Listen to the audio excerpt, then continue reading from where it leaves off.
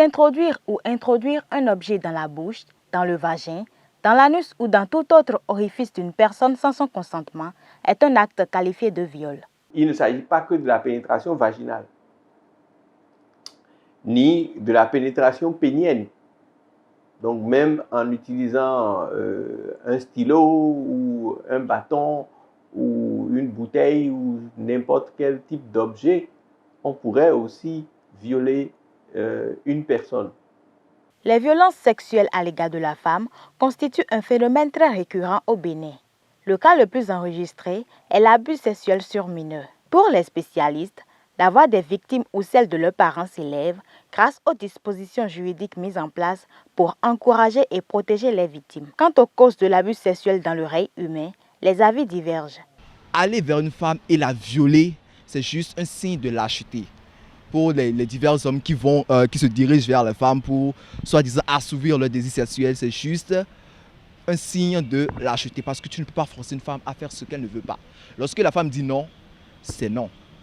C'est vrai que des fois, lorsque les femmes disent non, ça a tendance à venir vers un petit oui. Peut-être il laisse la porte entrouverte. Mais côté sexe, non. Lorsque la femme dit non, qu'elle n'est pas encore prête, qu'elle ne veut pas, tu n'as pas le droit. L'homme n'a pas le droit de la forcer parce que la femme a des droits comme l'homme. Donc l'homme n'a pas le droit d'abuser de la force sur elle pour pouvoir juste assouvir ses désirs sexuels. Les habillements sexy, ça attire souvent des hommes qui ne savent pas se contrôler.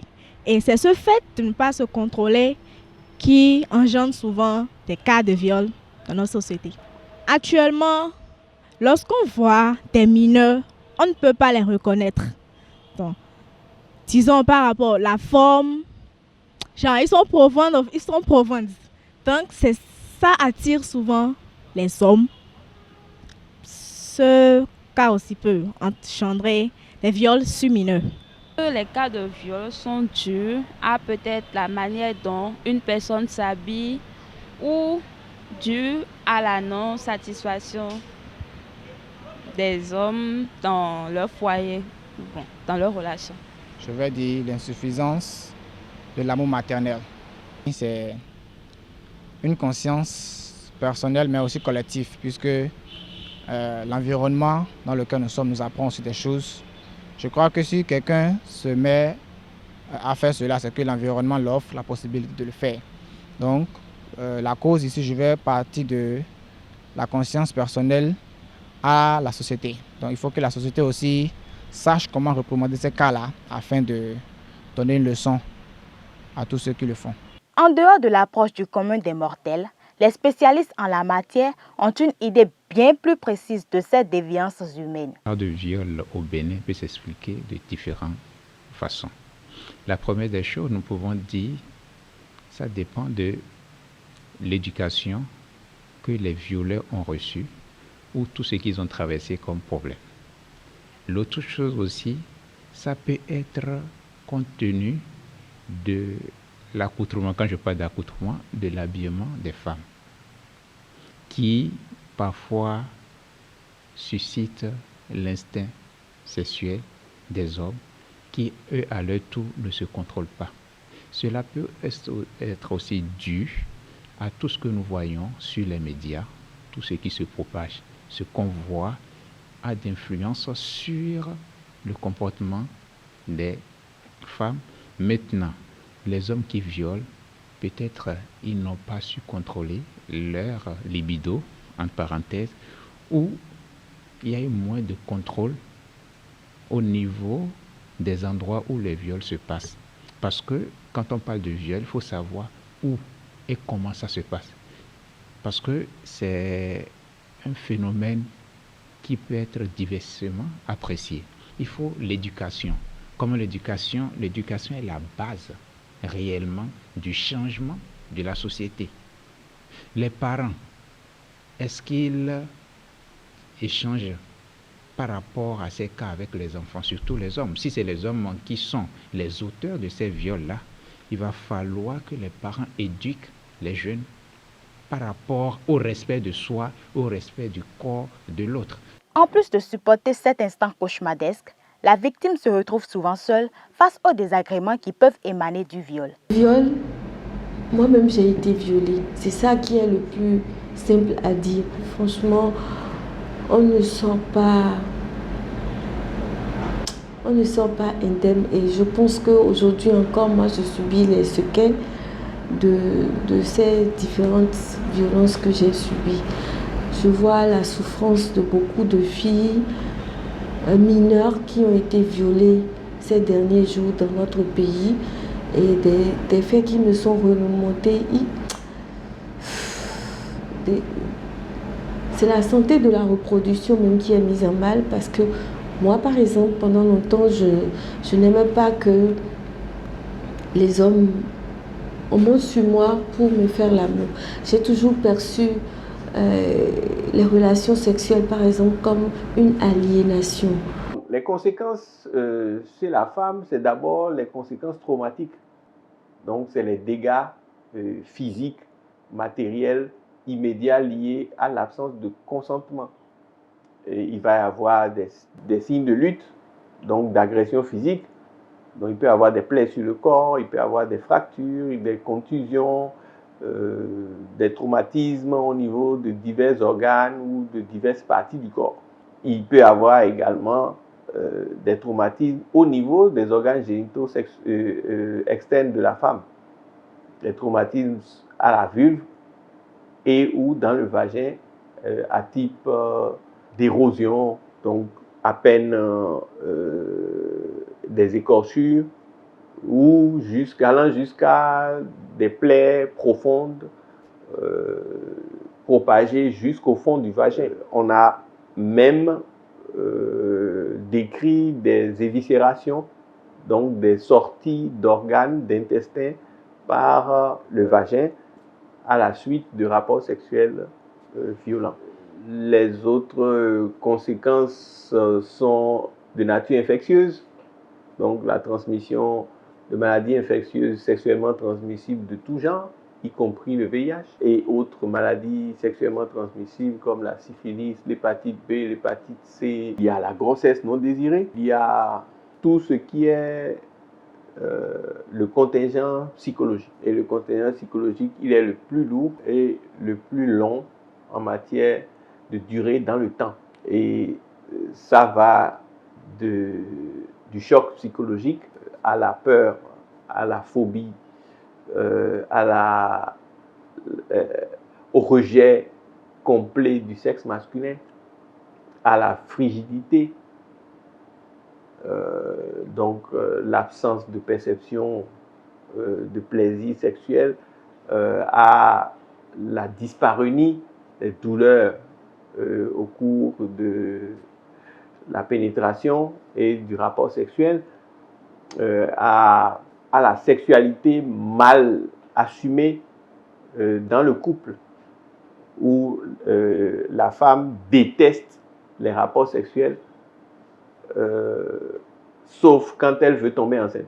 En réalité, ces filles-là ont besoin d'aide psychologique, donc le psychologue doit intervenir, le sociologue doit pouvoir comprendre le phénomène et se mettre à la place de ces filles-là. Parfois, vous voyez les filles, quand c'est comme ça, elles peuvent développer l'homosexualité. D'autres vont jusqu'au suicide. Le plus souvent en Afrique, c'est la victime du viol qui a honte et qui se cache plutôt que le violeur. Le viol est perçu dans nos sociétés comme une honte qu'on fait au corps de la femme. Parce que l'éducation a été faussée. C'est à cause de l'éducation que c'est perçu comme une honte pour la femme. Ce n'est pas une honte. C'est l'autre qui est plutôt à condamner. Parce que on ne se fait pas violer. On vous viole. Les gens viennent attaquer votre corps parce que vous êtes vulnérable. C'est la société. Elle a été toujours égoïste. Je ne parlerai même pas de l'homme. C'est la société de façon entière qui a toujours mis la femme dans un casier donné qui l'infériorise par rapport à l'homme. Parce que les conséquences des cas de viol sont dramatiques sinon tragiques, les experts de la médecine préconisent dans un bref délai une démarche à suivre pour limiter les dégâts, même si le mal est déjà fait. Le plus tôt le médecin intervient pour faire un examen, plus il a la facilité d'avoir des éléments de preuve médicale tangibles. Donc, le médecin va rechercher des signes de non-consentement, qui sont les signes de lutte, qui sont les traumatismes, et il va rechercher des signes de pénétration vaginale ou orale ou anale, mais le plus souvent pénétration vaginale, y compris la défloration, la perte de la virginité, matérialisée souvent par la rupture de la membrane de l'hymen et également par des lésions anatomiques précises au niveau de la cavité vaginale, au niveau de la vulve, qui sont des traces de la pénétration vaginale. Toute femme qui a été violentée a intérêt à se présenter chez un médecin dans les suites immédiates, avant même que d'aller chercher à se laver ou à nettoyer quoi que ce soit. Se présenter telle qu'elle.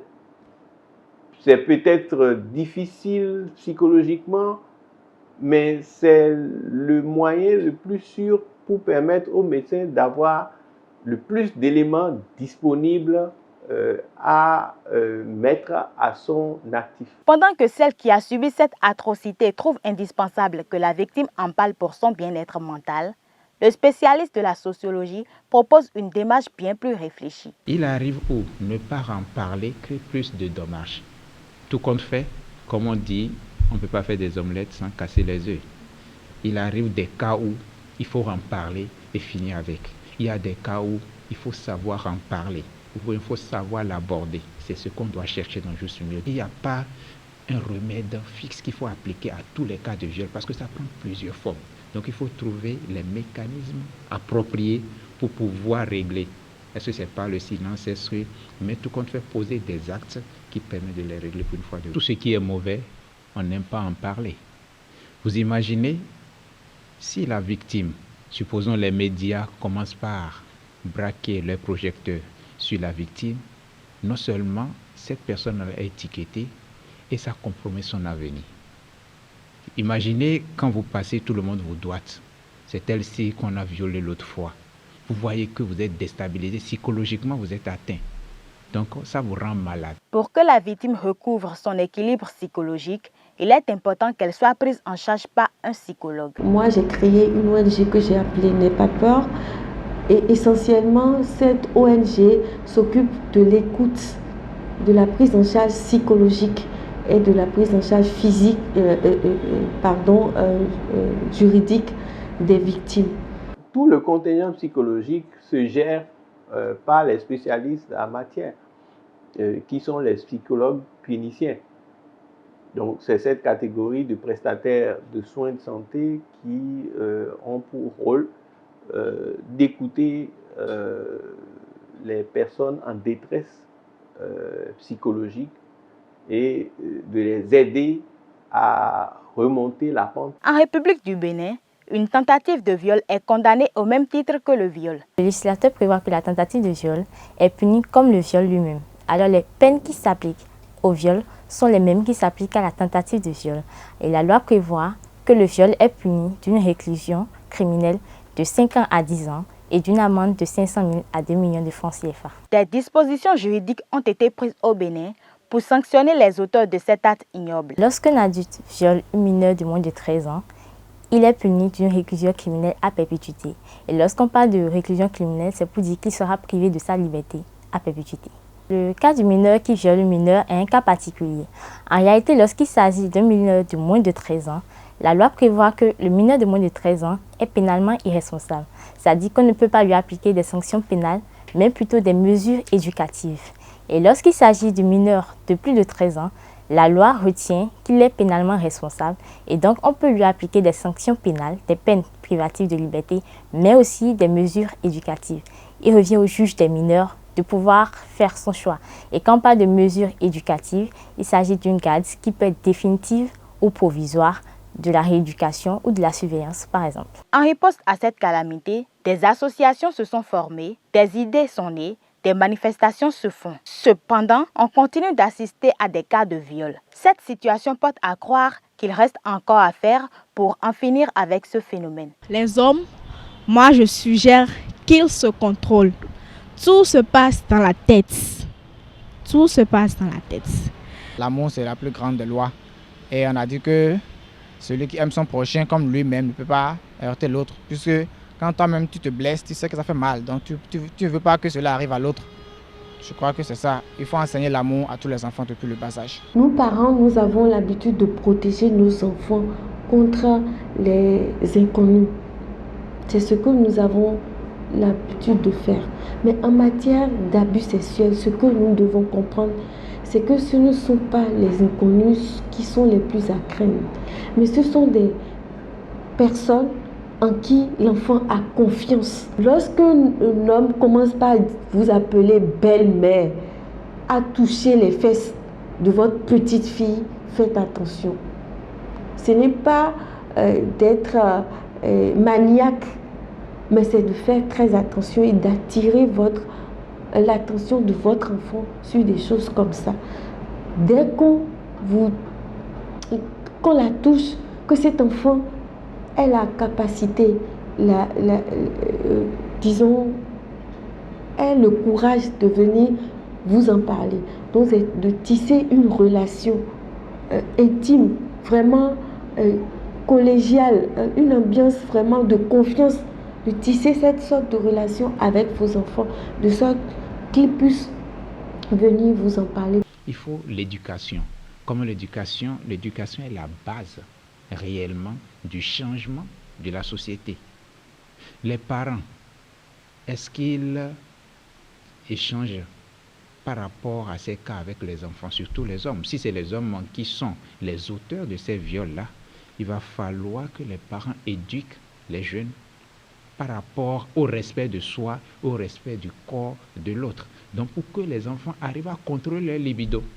Quand on dit les enfants, les adultes aussi, parfois les cas de viol, c'est comment contrôler sa libido, sa sexualité. Et tout ça entre dans l'éducation.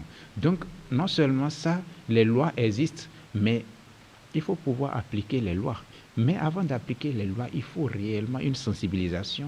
Au-delà de la sensibilisation, il faut de la conscientisation. Et pour conscientiser les jeunes, les parents ont un rôle réellement primordial à jouer. Parce que tout compte fait, tout ce qu'on dit, c'est depuis la maison que ça commence. Dans quelles conditions les enfants ou ces violets-là ont grandi. Donc c'est tout un processus. Donc il faut non seulement, les familles doivent jouer leur rôle, les médias vont jouer leur rôle, il faut aussi la juridiction. Parce qu'on a vu des cas là qui ont été étouffés. Ce n'est pas allé, on dit c'est un violet, mais il a été libéré. Donc c'est un travail de synergie qui doit se faire au niveau de tous les paliers. Si toutes ces mesures rassemblées n'aboutissent pas au résultat attendu, l'ultime solution pourrait être la castration de ces hommes dépourvus de la maîtrise de soi.